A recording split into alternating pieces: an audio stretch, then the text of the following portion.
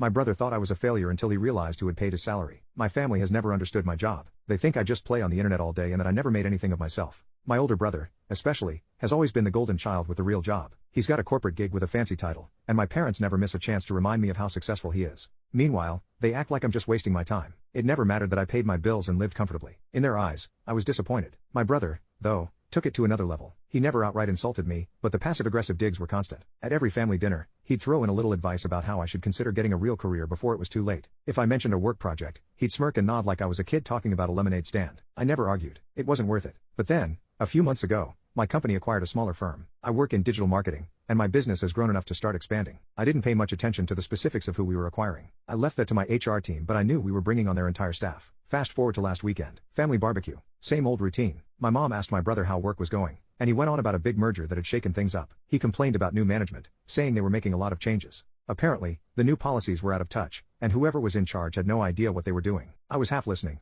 but then he mentioned something that caught my attention. He said the CEO was some clueless startup guy who had no business running a company. He ranted about how frustrating it was to answer to someone who probably made cringy YouTube videos in his mom's basement. I took a sip of my drink and looked at him. "What's the name of your new CEO?" He rolled his eyes and said my company's name. I nodded. "Huh, that's interesting." He frowned. "Why?" I pulled out my phone and opened an email, scrolling until I found what I needed. Then I turned the screen toward him, showing my signature at the bottom of an internal announcement. The color drained from his face. That's not real," I shrugged. "It's real. Your company is mine now." Silence. My mom gasped. My dad just stared. My brother looked like he'd swallowed a brick. I let the moment hang before I spoke again. "But hey, if you have any suggestions on how I should run things, I'd love to hear them." He didn't say another word for the rest of the night.